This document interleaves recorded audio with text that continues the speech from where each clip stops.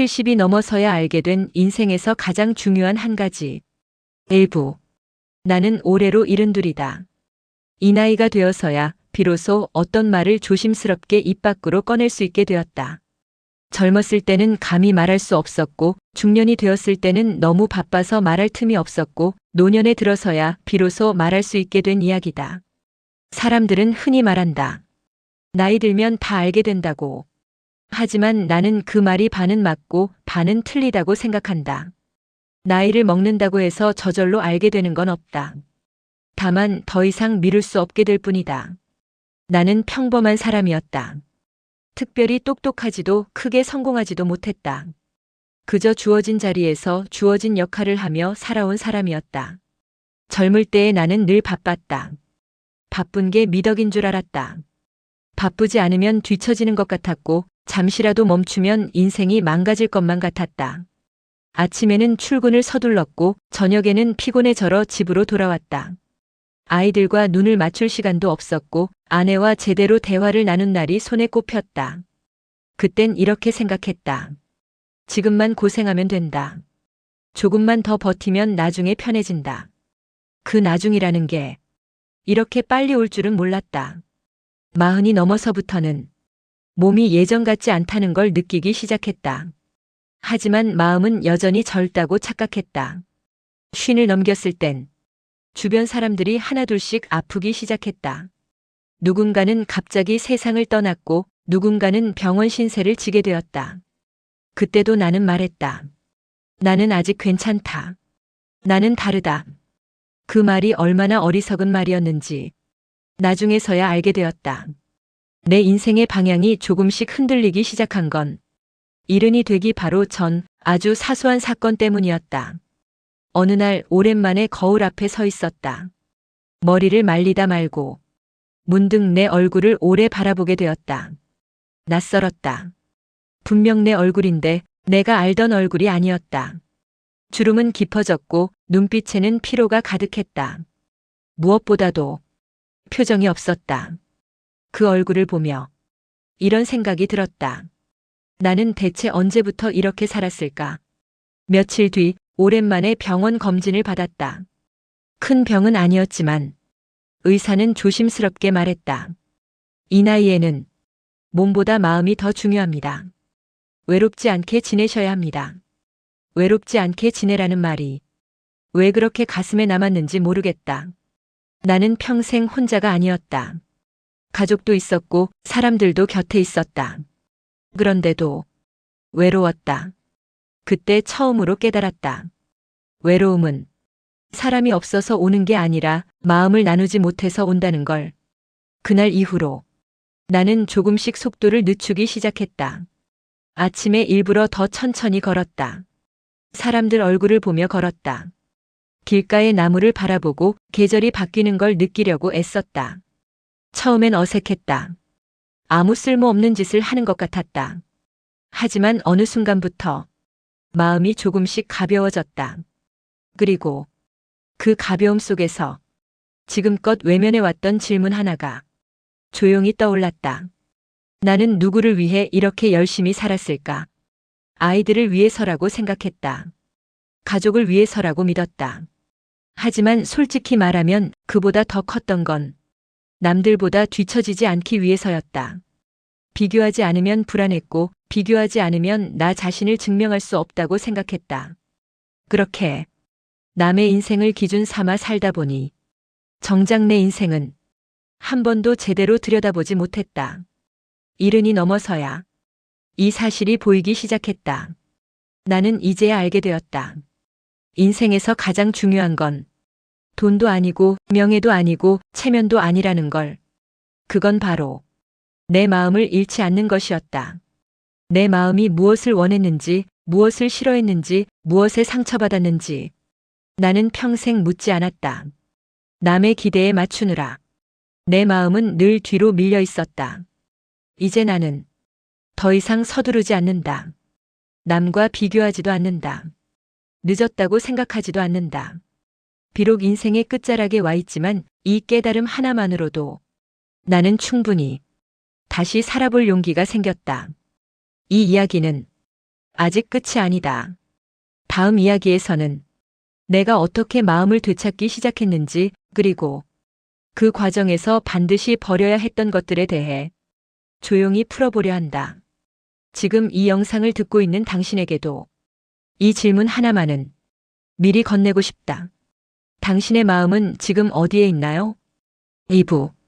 마음을 되찾기 위해 내가 가장 먼저 버린 것. 1부에서 나는 말했다. 인생에서 가장 중요한 건 돈도 명예도 체면도 아닌 내 마음을 잃지 않는 것이라고. 하지만 마음을 되찾는 일은 생각보다 쉽지 않았다. 왜냐하면 내 마음을 되찾기 위해서는 그보다 먼저 버려야 할 것들이 너무 많았기 때문이다. 70이 넘어서 나는 처음으로 내 인생을 정리하기 시작했다. 집을 정리하듯 서랍을 비우듯 마음을 하나씩 꺼내놓고 바라보았다. 그 과정에서 가장 먼저 마주한 건 후회였다. 후회는 참 묘했다. 아무리 시간이 흘러도 조금도 낫지 않았다. 오히려 나이가 들수록 더 선명해졌다. 그때 그렇게 말하지 말걸. 그때 조금만 더 참아볼걸. 왜 그 사람을 붙잡지 않았을까? 후회는 밤이 되면 더 크게 찾아왔다. 조용한 밤에 후회는 늘 나보다 먼저 깨어 있었다. 나는 오랫동안 후회를 꼭 쥐고 살아왔다. 마치 후회를 붙잡고 있으면 내가 더 성숙한 사람이 되는 것처럼 착각했다. 하지만 어느 날 이런 생각이 들었다. 이 후회가 내 인생을 조금이라도 앞으로 나아가게 했던 적이 있었나? 없었다. 후회는 늘 나를 과거에만 묶어두었다. 그날 처음으로 후회를 내려놓아도 되겠다는 생각을 했다. 그 다음으로 마주한 건 미안함이었다. 나는 참 많은 사람에게 미안했다. 부모님께도 미안했고, 아내에게도 미안했고, 아이들에게도 미안했다. 그 미안함은 사과로 끝나는 게 아니었다. 늘 마음속에 남아 나를 작게 만들었다. 내가 그럴 자격이 있나? 내가 행복해도 되나? 미안함이 어느새 내 삶의 기준이 되어 있었다. 그러다 어느 날 아내와 이런 대화를 나눴다. 여보, 난 당신한테 늘 미안해. 그 말을 들은 아내가 잠시 침묵하다가 말했다. 당신은 늘 미안해만 하지 행복해지지는 않더라. 그 말이 내 가슴을 정확히 찔렀다. 그때 깨달았다. 미안함에 머무는 건 반성처럼 보이지만 어쩌면 변화를 피하는 가장 쉬운 방법일지도 모른다는 걸.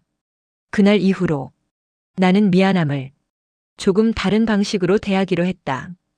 계속 마음속에서 곱씹는 대신 지금 할 수 있는 작은 행동으로 바꾸기로 했다. 말 한마디 더 건네고 손 한 번 더 잡고 고맙다는 말을 아끼지 않기로 했다. 미안함을 붙잡는 대신 흘려보내기 시작했다. 그리고 마지막으로 가장 버리기 힘들었던 것, 바로 남들의 시선이었다. 나는 평생 남들의 눈으로 나를 보며 살았다. 잘 살고 있는지, 뒤처지지 않았는지, 이 나이에 이래도 되는지. 70이 넘어서도 그 시선은 사라지지 않았다. 이 나이에 혼자 다니면 이상하지 않을까? 이 나이에 새로운 걸 시작하면 웃음거리가 되지 않을까? 생각해보면 그 시선은 실제로 존재하지도 않았다. 내 마음속에만 있었다. 어느 날 혼자 버스를 타고 아무 목적지도 없이 종점까지 가본 적이 있다. 창밖을 보며 그냥 앉아 있었다. 아무도 나를 신경 쓰지 않았다. 아무도 나를 평가하지 않았다. 그 순간 허탈한 웃음이 나왔다. 아, 세상은 나한테 생각보다 관심이 없구나. 그 깨달음 하나로 마음이 놀라울 만큼 가벼워졌다. 후회, 미안함, 남들의 시선. 이 세 가지를 조금씩 내려놓자 비로소 내 마음이 보이기 시작했다. 내가 좋아했던 것들, 내가 싫어했던 것들, 내가 정말 원했던 삶의 속도. 나는 이제야 내 마음의 목소리를 듣기 시작했다. 다음 이야기에서는 마음을 되찾은 뒤 내 삶에 처음으로 생긴 변화들, 그리고 사람들과의 관계가 어떻게 달라졌는지를 솔직하게 이야기해 보려 한다. 혹시 지금 당신의 마음을 무겁게 붙잡고 있는 것이 있다면 이 질문을 한번 조용히 던져보길 바란다. 이건 정말 지금의 나에게 필요한 감정일까? 3부. 마음을 되찾자 사람이 다르게 보이기 시작했다. 마음을 조금씩 되찾고 나서 가장 먼저 달라진 건 내 삶이 아니라 사람들이었다. 정확히 말하면 사람들이 달라진 게 아니라 사람을 바라보는 내 눈이 달라졌다. 예전에 나는 사람을 늘 판단하며 만났다. 이 사람이 나에게 도움이 되는지, 나를 어떻게 보는지, 나보다 나은지 부족한지. 겉으로는 웃고 있었지만 속으로는 늘 계산기를 두드리고 있었다. 마음을 되찾기 시작한 어느 날 오랜만에 예전 직장 동료를 만났다. 젊었을 땐 서로 은근히 경쟁하던 사이였다. 누가 더 인정받는지, 누가 더 잘 나가는지 말은 안 해도 늘 비교하고 있었다. 그런데 그날은 이상하게도 그런 마음이 들지 않았다. 그의 말이 그냥 말로 들렸다. 자랑도 불평도 아닌 그 사람의 인생 이야기로 들렸다. 그 순간 문득 이런 생각이 들었다. 아, 이 사람도 나처럼 열심히 버텨왔구나. 그때 처음으로 사람을 경쟁자가 아니라 동행자로 바라보게 되었다. 그 이후로 대화가 달라졌다. 상대의 말에 답을 준비하지 않게 되었고 이야기를 끊지 않게 되었고 굳이 나를 증명하려 들지 않게 되었다. 신기하게도 그렇게 하자 사람들이 먼저 마음을 열기 시작했다. 예전에는 사람들과 있어도 늘 피곤했다. 집에 돌아오면 더 지쳐 있었다. 하지만 요즘은 누군가와 차 한 잔만 마셔도 마음이 덜 외로웠다. 왜 그럴까? 곰곰이 생각해보니 이유는 하나였다. 이제는 나를 숨기지 않게 되었기 때문이다. 나는 늘 강한 척을 했다. 괜찮은 척을 했고 아무 일 없는 척을 했다. 그게 어른인 줄 알았다. 그게 책임인 줄 알았다. 하지만 나이가 들고 보니 그건 나를 지키는 방법이 아니라 나를 고립시키는 방법이었다. 어느 날 동네에서 자주 마주치던 비슷한 또래의 분과 처음으로 길게 이야기를 나누게 되었다. 별것 아닌 이야기였다. 무릎이 아프다는 이야기, 밤에 잠이 잘 안 온다는 이야기. 그분이 말했다. 나만 그런 줄 알았어요. 그 말을 듣는 순간 마음이 뭉클해졌다. 아프다는 말을 약함으로 숨기지 않아도 된다는 것, 힘들다는 말을 부끄러워하지 않아도 된다는 것. 그걸 이 나이가 되어서야 알았다. 마음을 되찾고 나서 나는 관계에서 이것 하나만은 꼭 지키기로 했다.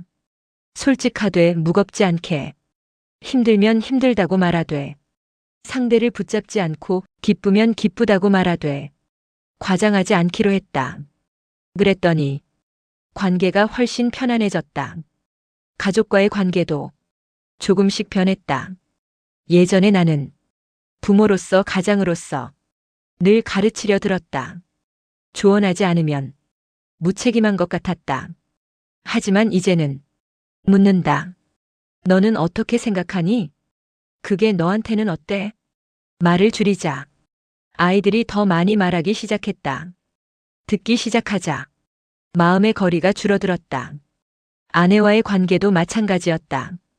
우리는 오랫동안 같은 집에 살았지만 각자의 마음속에서는 따로 살고 있었다. 요즘은 굳이 해결책을 내놓지 않는다. 그냥 듣는다. 고개를 끄덕인다. 그 단순한 행동 하나가 관계를 이렇게 바꿀 줄 미처 몰랐다. 마음을 되찾는다는 건 혼자만의 일이 아니었다. 내 마음이 편안해지자 사람들이 편안해졌고 사람들이 편안해지자 관계가 부드러워졌다. 이제 나는 사람을 만나는 게 두렵지 않다.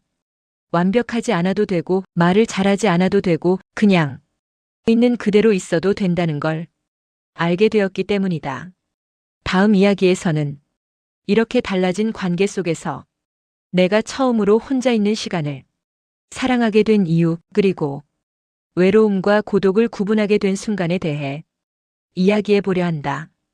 혹시 지금 사람들 속에 있으면서도 외롭다고 느끼고 있다면 이 질문을 한번 스스로에게 던져보길 바란다. 나는 지금 사람들과 연결되어 있을까? 아니면 나를 숨긴 채 버티고 있을까? 4부. 혼자인데 더 이상 외롭지 않았다. 사람들과의 관계가 편안해지고 나서 뜻밖의 변화가 하나 더 찾아왔다. 나는 혼자 있는 시간이 무섭지 않게 되었다. 예전에 나는 혼자 있는 걸 참지 못했다. 집에 사람이 없으면 TV를 틀어놓았고 라디오를 켜놓았고 괜히 전화를 걸 이유를 찾았다. 소리가 없으면 마음이 불안해졌다. 그 불안의 정체를 이제야 알 것 같다. 그건 외로움이 아니라 내 마음과 마주하는 게 두려웠던 것이었다. 사람들과 어울릴 때는 내 마음을 들여다보지 않아도 된다. 웃고 맞장구 치고 이야기를 나누다 보면 정작 내 안에서 무슨 일이 일어나고 있는지는 보지 않아도 된다. 그래서 나는 의도적으로 혼자 있는 시간을 피하며 살았다. 하지만 마음을 되찾기 시작하면서 이상한 변화가 생겼다. 혼자 있어도 불안하지 않았다. 오히려 편안했다. 어느 날은 아무 약속도 잡지 않고 하루를 온전히 비워두었다. 아침에 눈을 뜨고 시계를 보지 않았다. 해야 할 일 목록도 만들지 않았다. 그저 창문으로 들어오는 햇빛을 보고 천천히 밥을 먹고 천천히 걸었다. 그날 하루 동안 누구에게도 잘 보이려고 애쓰지 않았다. 놀랍게도 그렇게 보낸 하루가 아주 오래 기억에 남았다. 특별한 일이 있었던 것도 아닌데 마음이 아주 조용했다. 그 조용함 속에서 처음으로 내 생각이 들렸다. 나는 지금 이대로도 괜찮은 사람일까? 예전 같았으면 그 질문이 나를 불안하게 만들었을 것이다. 하지만 그날은 그 질문이 나를 위로했다. 나는 그제야 외로움과 고독이 다르다는 걸 알았다. 외로움은 누군가가 필요한 상태고 고독은 나 자신과 함께 있는 상태였다. 나는 그동안 고독을 외로움으로 착각하고 도망치기만 했던 것이다. 혼자 있는 시간이 늘어나자 나는 작은 것들을 다시 보기 시작했다.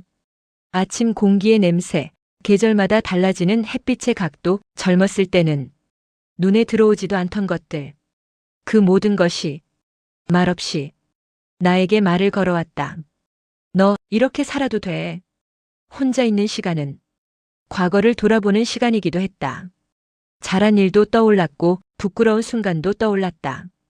예전 같았으면 부끄러운 기억이 나오자마자 다른 생각으로 덮어버렸을 것이다. 하지만 이제는 그 기억을 조용히 바라볼 수 있었다. 그래, 그때의 나는 그만큼밖에 몰랐지. 그렇게 나를 조금씩 용서하게 되었다. 사람들은 종종 말한다. 나이 들면 혼자 남는 게 제일 무섭다고. 하지만 나는 이제 다르게 생각한다. 혼자 있는 게 무서운 게 아니라 나 자신과 친하지 않은 채 혼자가 되는 게 무서운 것이라고. 혼자 있는 시간이 편안해지자 사람을 만나는 이유도 달라졌다. 외로움을 채우기 위해 사람을 찾지 않게 되었고 기대고 싶어서 사람을 붙잡지 않게 되었다. 그저 함께 있으면 좋은 사람과 시간을 나누게 되었다. 관계가 훨씬 건강해졌다. 나는 이제 고독을 두려워하지 않는다.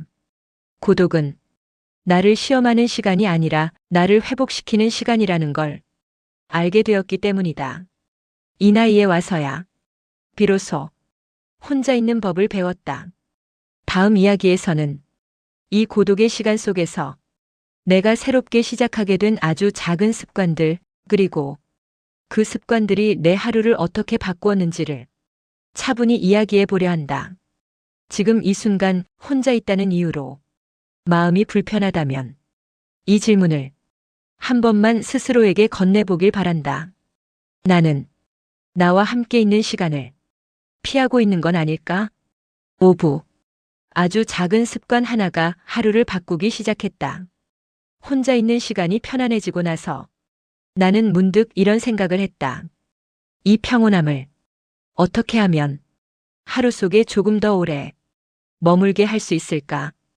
거창한 변화를 원한 건 아니었다. 이 나이에 새로운 목표를 세우고 무언가를 이루겠다는 마음도 없었다. 그저 하루가 너무 빨리 흘러가 버리지 않았으면 좋겠다는 생각뿐이었다.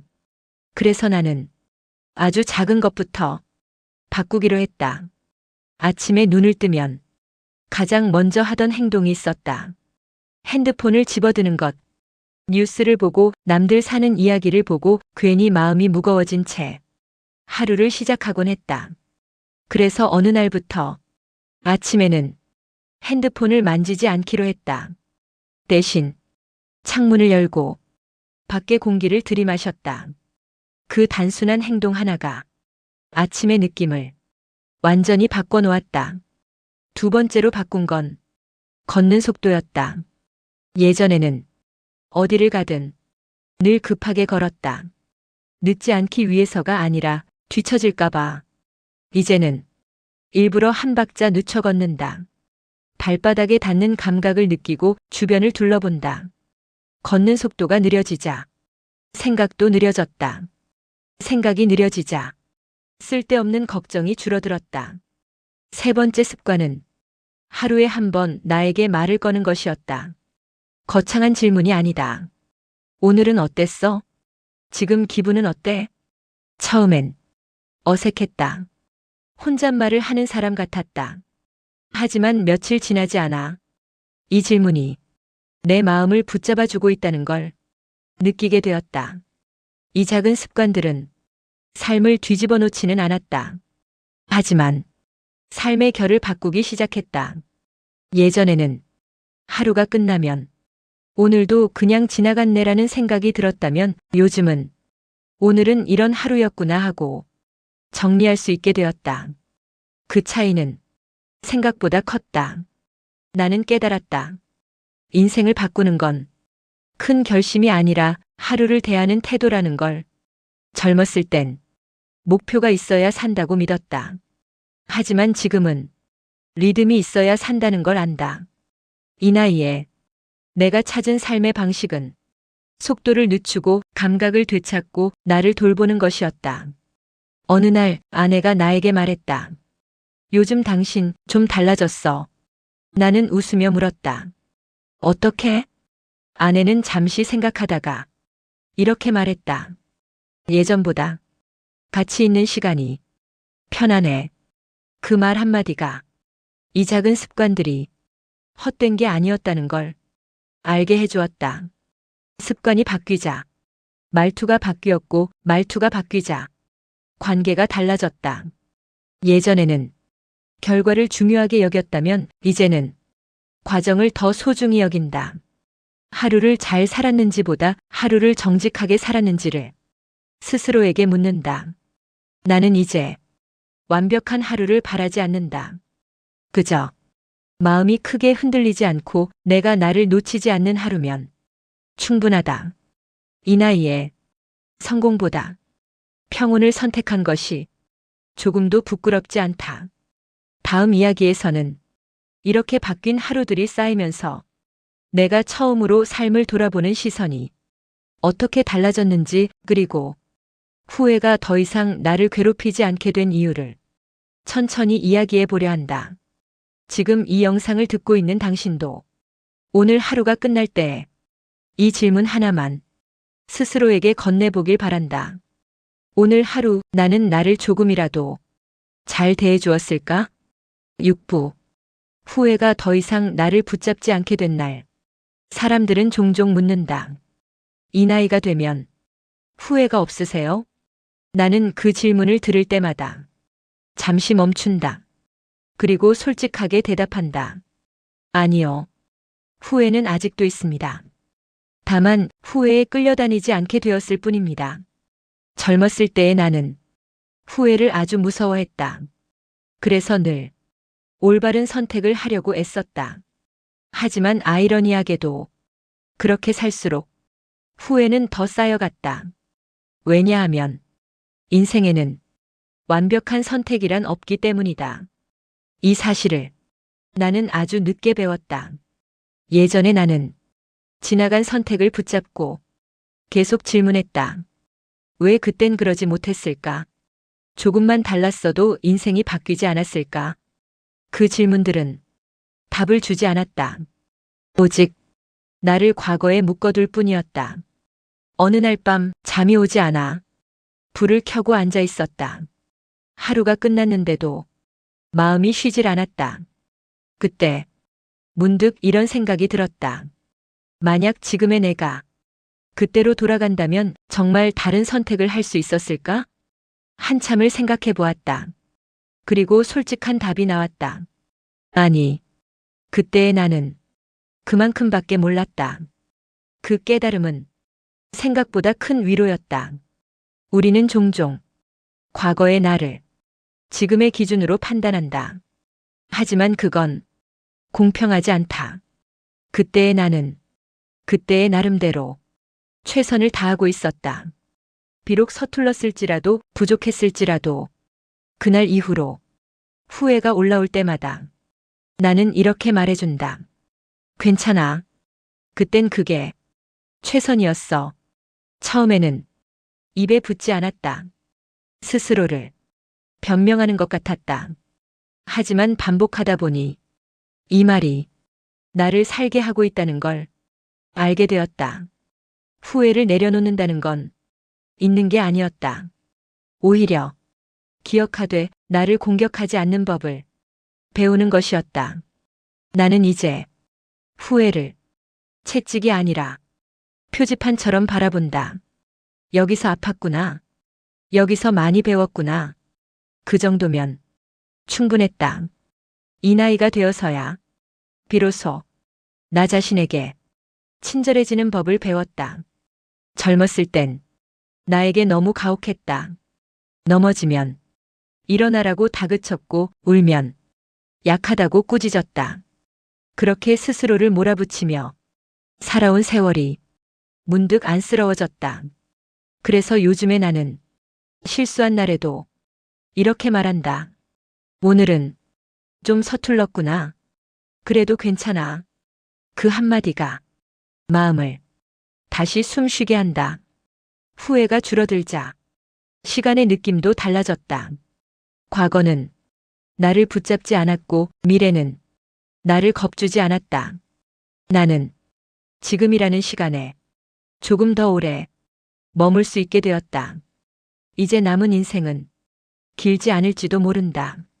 하지만 후회에 쫓기지 않는 시간은 길이와 상관없이 충분히 깊을 수 있다는 걸 알게 되었다. 다음 이야기 이 시리즈의 마지막에서는 이 모든 깨달음을 지나 내가 끝내 도달한 인생에서 가장 중요한 한 가지 그리고 지금 이 순간을 사는 당신에게 꼭 전하고 싶은 말을 조용히 남기려 한다. 지금 이 이야기를 듣고 있는 당신도 혹시 마음속에 지워지지 않는 후회 하나가 있다면 이 말만은 꼭 기억해 주었으면 한다. 그때의 당신은 그만큼밖에 몰랐습니다. 그래도 충분히 잘 살아왔습니다. 7부. 그래도 오늘을 사는 당신에게 이 이야기를 여기까지 들은 당신에게 먼저 고맙다는 말을 하고 싶다. 요즘 세상은 빠른 이야기로 가득한데 이렇게 느린 이야기를 끝까지 듣는다는 건 그만큼 자기 삶을 소중히 여긴다는 뜻이니까. 나는 70이 넘어서야 인생에서 가장 중요한 한 가지를 알게 되었다. 그건 성공도 아니었고 행복이라는 말로도 정확히 설명되지 않았다. 그 한 가지는 아주 단순했다. 나를 미루지 않는 살. 젊었을 땐 항상 나를 나중으로 미뤘다. 조금만 더 일하고 조금만 더 벌고 조금만 더 버티면 그 다음에 나를 챙겨도 된다고 믿었다. 하지만 그 다음은 끝내 오지 않았다. 어느 순간 돌아보니 인생의 대부분이 이미 지나가 있었다. 나는 종종 이런 상상을 해본다. 만약 지금 이 나이에 20살의 나를 잠시 만날 수 있다면 무슨 말을 해줄까? 아마 이런 말은 하지 않을 것이다. 열심히 살아라. 성공해야 한다. 남들보다 앞서가라. 그 말들은 이미 충분히 들었을 테니까. 대신 이 말을 해주고 싶다. 너 자신을 너무 늦게까지 미루지 마. 힘들면 힘들다고 말해도 되고 멈추고 싶으면 잠시 멈춰도 된다. 인생은 견디는 시험이 아니라 살아보는 시간이다. 이 말을 젊은 나에게만 해주고 싶은 건 아니다. 지금 이 영상을 듣는 당신에게도 꼭 해주고 싶다. 혹시 지금 해야 할 역할이 너무 많아서 정작 자기 마음을 돌볼 여유가 없다면, 혹시 지금 나이는 먹었는데 아직도 스스로에게 엄격하기만 하다면, 이 질문 하나만 마지막으로 당신에게 남기고 싶다. 당신은 언제까지 자기 인생을 뒤로 미뤄둘 생각인가요? 나는 이제 큰 꿈을 꾸지 않는다. 다만 하루가 끝날 때 이렇게 말할 수 있기를 바란다. 오늘 하루 나를 버리지 않아서 다행이다. 그 말 한마디면 이 나이의 하루는 충분히 잘 산 하루다. 사람들은 노년을 두고 끝이라고 말하지만 나는 다르게 생각한다. 노년은 비로소 쓸데없는 걸 내려놓고 중요한 것만 남기는 시간이다. 그래서 오히려 가장 솔직해질 수 있는 시기다. 이 채널의 이야기가 당신에게 큰 깨달음을 주지 못했더라도 잠시라도 마음을 느슨하게 만들었다면, 자기 자신을 조금 덜 몰아붙이게 했다면 그것만으로도 이 이야기는 할 일을 다 했다고 생각한다. 인생에서 가장 중요한 한 가지는 끝내 이것이었다. 지금의 나를 외면하지 않는 것. 그걸 70이 넘어서야 알았지만 그래도 늦지 않았다고 나는 믿는다. 당신은 지금 이 순간 이미 알고 있으니까. 이 이야기를 여기까지 함께 걸어와 준 당신에게 조용히 인사하고 싶다. 오늘 하루 그리고 남은 날들에 조금 더 당신 편이 되어주기를. 이만 이야기를 마친다. 제작 AI 할매의 이야기방. AI 기반 창작 스토리 대본 및 영상 편집 100% 자체 제작.